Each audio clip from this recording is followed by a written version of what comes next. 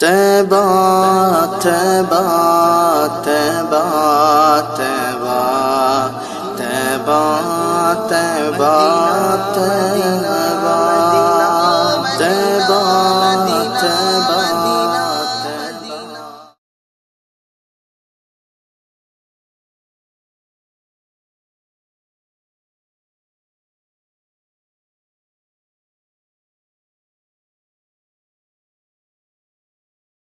ایک مرتبہ ہم سب بآواز بلند سرور کونین تاجدار مدینہ محمد عربی صلی اللہ علیہ وسلم کے بارگاہ اقدس میں درود شریف کا نذرانہ پیش کر دیں۔ اللہم صلی علی سیدنا محمد وعلی آل سیدنا محمد وبارک وسلم۔ دوستو بزرگوں، ہم بخیلی سے کام لے رہے ہیں۔ حدیث پاک میں آتا ہے سب سے بڑا بخیل وہ ہے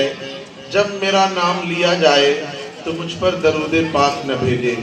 مجھے آپ حضرات بڑے بخیل معلوم ہو رہے ہیں، اس لیے دوبارہ گزارش کرتا ہوں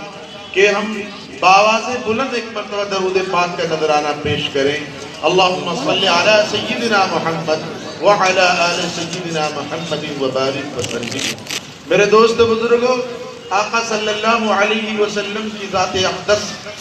کا کیا کہنا، ہمیں وہ نبی ملا ہے جس کی کوئی مثال نہ زمین پر ہے نہ آسمان پر ہے۔ ہمیں وہ نبی ملا ہے کہ ایک پنڈت یوں کہتا ہے آپ کی شان مبارک میں کہ میں نے یوں ثنا لکھی نبیوں کی اول سے آخر تک، میں نے یوں ثنا لکھی نبیوں کی اول سے آخر تک، محمد لکھ دیا بس ہو گیا اول سے آخر تک۔ یہ ہے آپ کی ذات اقدس۔ اور راحت اندوری کہتا ہے کہ میں تجھے زمزم و کوثر نہیں لکھ سکتا، میں زمزم و کوثر نہیں لکھ سکتا، اے نبی آپ کی تعظیم نہیں لکھ سکتا۔ اور پھر آگے کہتا ہے کہ اگر 7 سمندر بھی نچوڑوں راحت،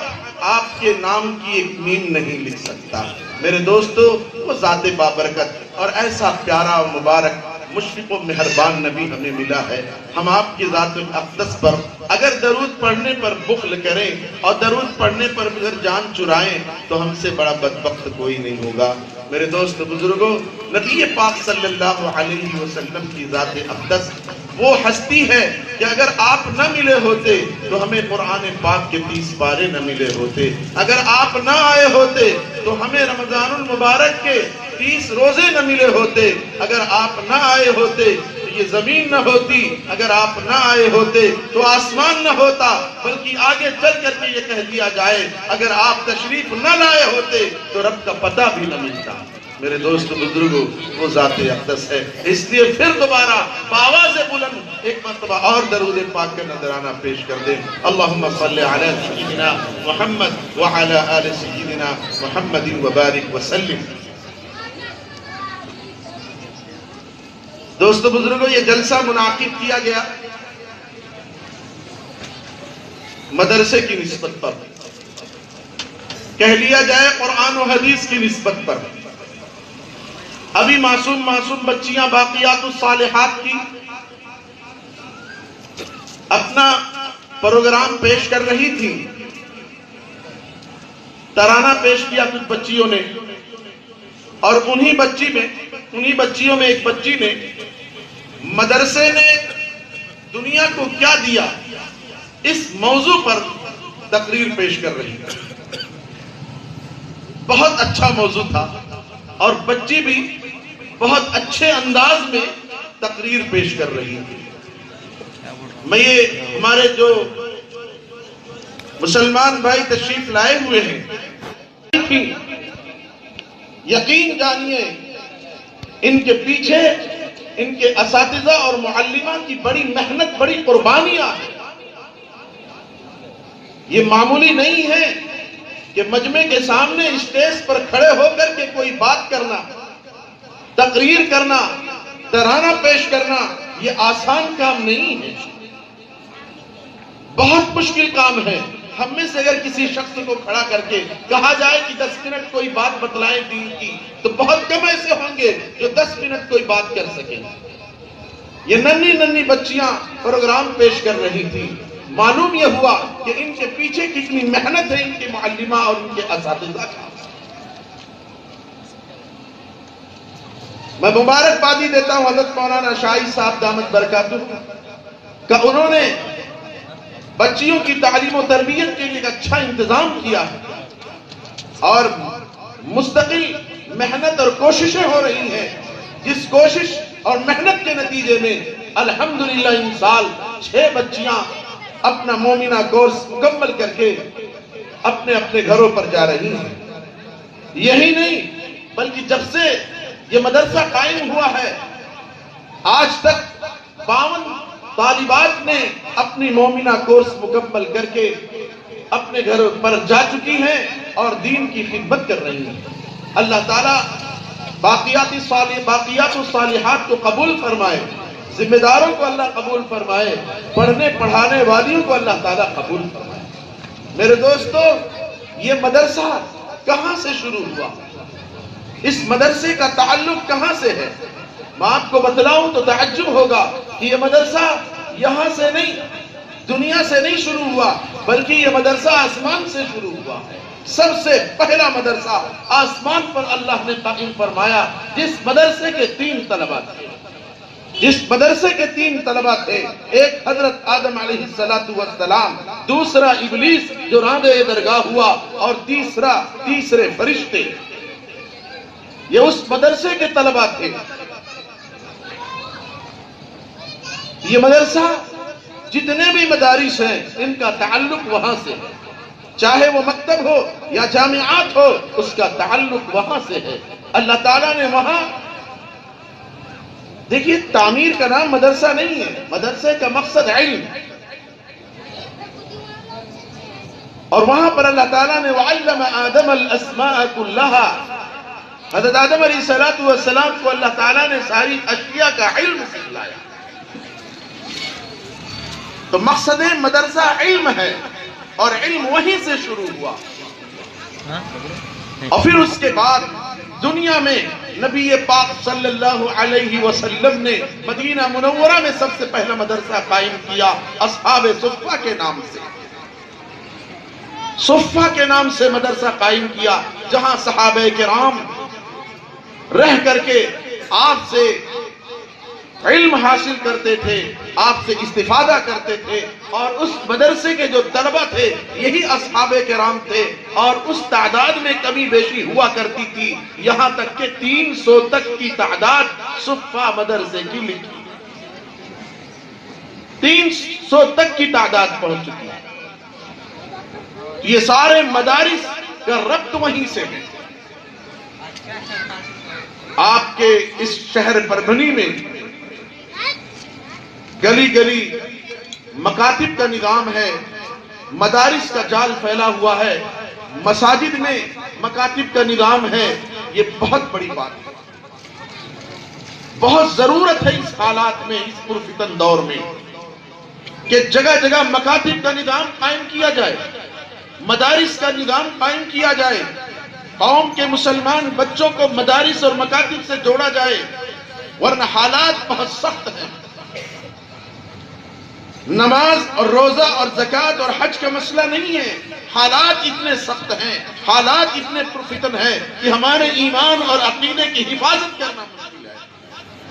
لہذا ہمیں اب اپنے ایمان اور عقیدے کی حفاظت کے لیے مدارس اور مکاتب کی کثرت کی ضرورت ہے۔ حضرت شیخ الہند رحمت اللہ علیہ مالٹا کی جیل سے تشریف لا رہے ہیں، 2.5 سال کے بعد جب مالٹا کی جیل سے تشریف لائے اور دیوبند تشریف لے گئے، سارے علماء کو جمع کیا، بڑے بڑے علماء تھے، سب کو جمع کیا اور جمع کرنے کے بعد فرمایا کہ میں مالٹا کی جیل میں 2.5 سال رہا، میں 2 چیزیں آپ لوگوں کے پاس لے کر کے آیا ہوں۔ سارے بڑے بڑے علماء اپنے آپ کو متوجہ کر دیے کہ اتنا بڑا شیخ جو مسند درس کو زینت بخشا، شیخ الحدیث رہا، حدیث کی کتابیں پڑھائی اور ہزاروں کی تعداد میں ان کے طلبہ اور مریدین ہیں، کیا بات ہے، کون سی چیز 2.5 سال جیل میں رہ کر کے لے کر کے آ رہے ہیں قوم و ملت کے لیے، کیا بات ہے، کیا کہنے جائیں گے؟ لکھا ہے کہ حضرت شیخ الہند نے فرمایا کہ میں مالٹا کی جیل سے 2 باتوں لے کر کے آیا ہوں، جب ہماری قوم ان 2 باتوں پر عمل کرے گی تو انشاءاللہ وہ جو ہے تنزلی سے ترقی کو جائے گی، پستی سے بلندی کو جائے گی اور کامیابی ان کی قدم چومے گی، ذلت و رسوائی دور ہوگی۔ وہ 2 چیزیں کیا تھی؟ وہ 2 چیزیں یہ ہے کہ حضرت شیخ الہند نے فرمایا کہ قرآن کی تعلیم کو عام کیا جائے، اور دوسری چیز اپنے درمیان اتحاد اتفاق کو باقی رکھا جائے، اختلاف کو ختم کیا جائے۔ یہی 2 چیزیں ہیں کہ مسلمان جب اس پر عمل کرے گا تو انشاءاللہ وہ ترقی کی منزلوں کو طے کرتا جائے گا اور کامیابی اس کی قدم چومے گی، ذلت و رسوائی سے وہ اپنے آپ کو دور کرے۔ تو پہلی چیز قرآن کی تعلیم کو عام کرنا، قرآن کریم سے اپنے آپ کو جوڑنا۔ یاد رکھیے دوستو، یہ دنیا ختم ہو جائے گی، زمین ٹوٹ پھوٹ جائے گی، آسمان ٹوٹ پھوٹ جائے گا، ہم بھی ختم ہو جائیں گے، آپ بھی ختم ہو جائیں گے، صرف اگر کوئی ذات باقی رہے گی تو اللہ کی ذات باقی رہے گی۔ کل من علیہا فان ویبقى وجہ ربک ذی الجلال والاکرام، اللہ کی ذات باقی رہنے والی ہے، ساری چیزیں ختم ہونے والی ہے، اللہ باقی رہیں گے، اس کا کلام باقی رہے گا۔ لیکن یاد رکھیے جو کلام اللہ سے وابستہ ہو جائے گا وہ بھی زندہ جاوید رہے گا۔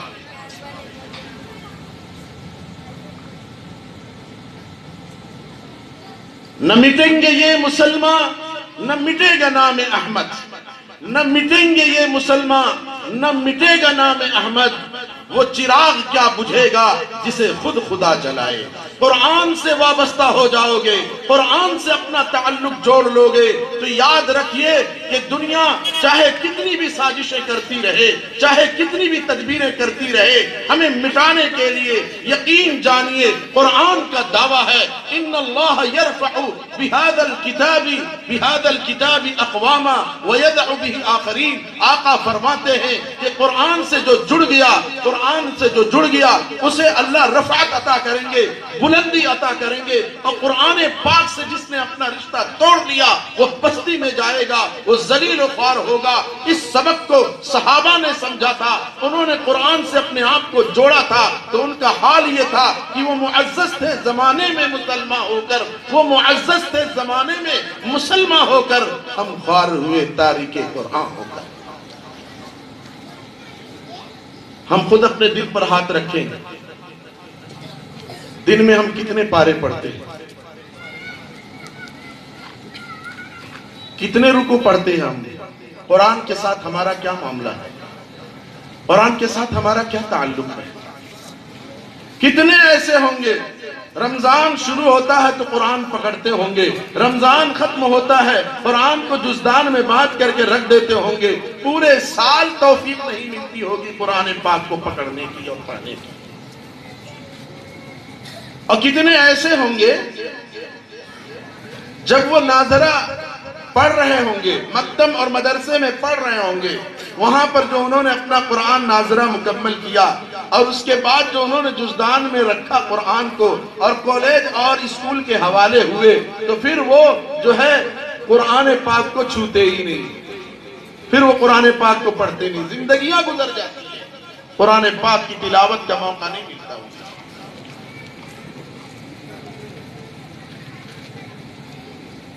قرآن پاک وہ کتاب ہے کہ دشمنان اسلام جہاں اسلام کو اور صاحب اسلام کو ختم کرنے کی سازش کرتے تھے، وہیں قرآن پاک کی تلاوت کا سننے کا ذوق اور شوق انہیں بے چین کرتے تھے۔ ایسے واقعات لکھے ہوئے ہیں۔ مکہ کے 3 کافر، مکہ کے 3 دشمنان اسلام، ابو جہل، اخنس ابن شریح ابو سفیان نبی پاک صلی اللہ علیہ وسلم کا قرآن سننے کے لیے تینوں اپنے گھر سے رات میں نکلے، اور تینوں کو ایک دوسرے کا علم نہیں ہے، خاموشی کے ساتھ تینوں الگ الگ راستوں سے قرآن سننے کے لیے نبی پاک صلی اللہ علیہ وسلم کے حجر مبارک کے پاس آ کر کے کھڑے ہو گئے اور چھپ کر کے قرآن کریم سن رہے ہیں۔ ظاہر بات ہے، پڑھنے والا کون ہے؟ جس پر قرآن نازل ہوا وہ خود قرآن پڑھ رہا ہے، کیا لطف سرور ملتا ہوگا۔ یہ تینوں دشمنان اسلام قرآن چپکے سے سن رہے ہیں، اور اتنا لطف آیا کہ سنتے سنتے اس بات کا انہیں احساس نہیں، پتہ نہیں، رات گزر گئی اور سفیدی اور صبح کا اجالا انہیں نظر آیا، تو وہ جلدی سے بھاگے کہیں قوم ہمیں دیکھ نہ لے کہ یہ تو ہمیں قرآن سے دور کر رہے ہیں، صاحب قرآن سے دور کر رہے ہیں اور خود قرآن سن رہے ہیں۔ وہ تینوں گھر جانے کے لیے نکلے، لیکن راستے میں کسی جگہ تینوں ایک ساتھ جمع ہو جاتے ہیں، تینوں ایک جگہ جمع ہو جاتے ہیں۔ تینوں جب ایک دوسرے کو دیکھتے ہیں تو سوال کرتے ہیں کہ بھئی کہاں گئے تھے، کہاں سے آ رہے ہو؟ تو ان میں سے ہر کوئی کہتا ہے کہ میں محمد صلی اللہ علیہ وسلم سے ان کا قرآن سننے گیا تھا۔ ابو جہل بھی کہتا ہے، اخنس ابن شریک بھی کہتا ہے، ابو سفیان بھی کہتا ہے کہ میں محمد کا قرآن سننے کے لیے گیا ہوا تھا۔ وہ تینوں کہتے ہیں کہ ہمیں کچھ خبر بھی ہے،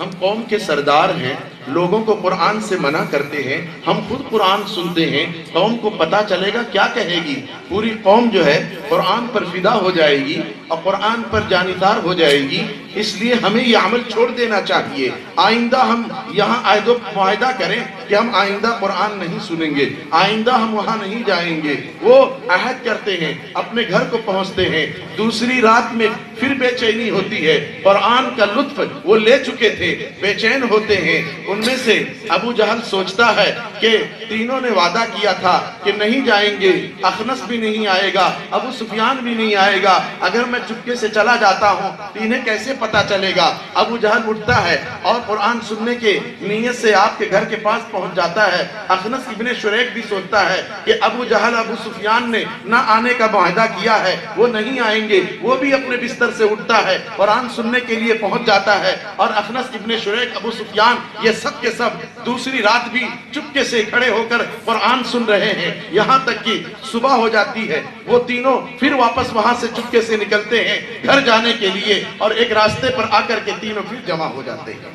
پھر کہتے ہیں بھائی کیا بات ہے، پھر وہی غلطی ہم نے کی ہے، پھر وہی غلطی ہم نے کی۔ کسی کے پاس کوئی جواب نہیں، سر شرم سے جھک گیا ہے، لیکن انہوں نے کہا دیکھو پورا پختہ عہد کرو، پورا پختہ عہد و معاہدہ کرو، اب ہم میں سے کوئی نہیں جائے گا، ورنہ قوم کو اگر اس کا علم ہو گیا تو قوم ہمیں کیا کہے گی، قوم ہمیں کیا کہے گی۔ لہذا پھر وہاں عہد و معاہدہ کرتے ہیں، اپنے گھر کو جاتے ہیں، لیکن تیسری رات جب ہوتی ہے پھر انہیں بے چینی ہوتی ہے، قرآن سننے کا جو سرور انہیں ملتا ہے بے چین کرتا ہے، اور تیسری رات اٹھ کر کے واپس آقا کے حجرے کے قریب آتے ہیں اور قرآن چپکے چپکے سنتے ہیں۔ جب صبح کی روشنی پھوٹتی ہے پھر وہ اپنے گھر جانے کے لیے جو ہے نکلتے ہیں، اور پھر وہ کسی جگہ جا کر کے کسی چوراہے پر جا کر کے تینوں پھر مل جاتے ہیں، اور پھر جو ہے تینوں ایک دوسرے کو جو ہے سوال بھری نظروں سے دیکھتے ہیں، اور جو ہے وہیں پر معاہدہ کرتے ہیں کہ آئندہ یہ غلطی نہیں ہوگی، اپنے اپنے گھروں پر جاتے ہیں۔ اخنس ابن شریک بہت ہوشیار اور چالاک آدمی تھا، وہ ایک ڈنڈا لیتا ہے، لاٹھی لیتا ہے، ابو جہل کے گھر جاتا ہے، کہتا ہے ابو جہل جھوٹ نہ بولنا، سچ بات بتلانا، محمد کے تعلق سے تمہارا کیا خیال ہے، محمد صلی اللہ علیہ وسلم کے تعلق سے تمہارا کیا خیال ہے، سچ بولنا۔ ابو جہل کہتا ہے بات حقیقت یہ ہے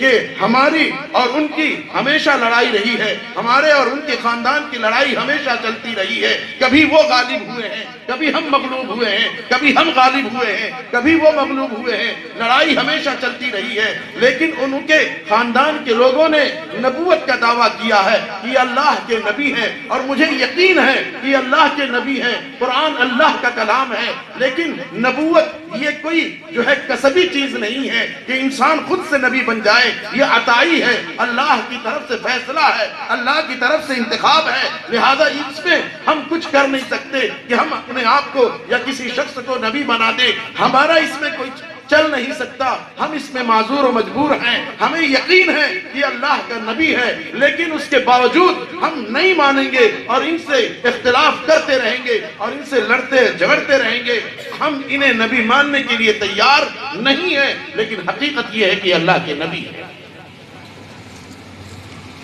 ابو سفیان کے پاس جاتے ہیں، ابو سفیان بھی آپ کی رسالت کا اقرار کر لیتے ہیں، اور اخنس ابن شریح بھی کہتا ہے کہ یہ شخص آگے چل کر کے بہت بڑا مقام اور مرتبہ پائے گا۔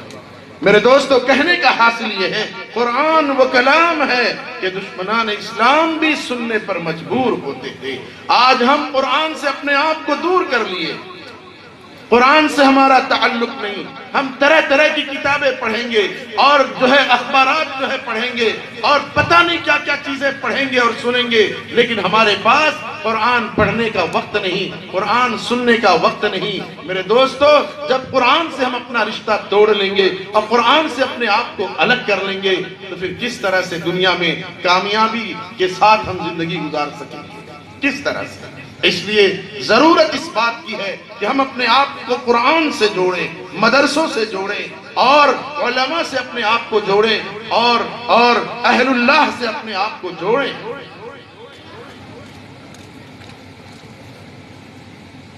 یقیناً مدرسہ باقیات الصالحات نے جو یہ پروگرام کیا اور انہوں نے اپنے بچوں کا جو پروگرام پیش کیا، اس کے نتیجے میں یہ کہا جا سکتا ہے کہ مدرسہ بہت ہی کامیابی کے ساتھ اپنی منزلیں طے کر رہا ہے۔ اللہ تعالیٰ دن دوگنی رات چوگنی ترقیات عطا فرمائے، نظر بس سے حفاظت فرمائے، اور میں مولانا شاہد صاحب کو مبارکبادی پیش کروں گا کہ انہوں نے اپنے اس سالانہ جلسے میں بہت ہی جواں قدر عالم دین، بہت ہی نوجوان عالم دین اور محقق اور فن تدریس میں کامیاب، بلکہ تقریر میں بھی کامیاب مقرر مبلغ، اللہ نے بہت ہی گناگوں خصوصیات اور صلاحیتوں سے نوازا ہے، ایسے نوجوان عالم دین کا انتخاب کیا اور انہوں نے یہاں پر دعوت دی، ان کو یہاں پر بلایا۔ اس سے میری مراد حضرت اقدس مفتی فاروق صاحب دامت برکاتہم العالیہ، استاذ حدیث و تفسیر جامعہ اشاعت العلوم اکل کوہ کی ذات بابرکت ہے۔ میں خود اس نیت سے اس مجلس میں بیٹھا ہوں کہ انشاءاللہ ان سے استفادہ کریں گے اور انشاءاللہ ان کے مواعظ حسنہ سنیں گے۔ اللہ تعالیٰ مجھے بھی آپ سب کو عمل کی توفیق عطا فرمائے، آمین۔ وآخر دعوانا ان الحمدللہ رب العالمین۔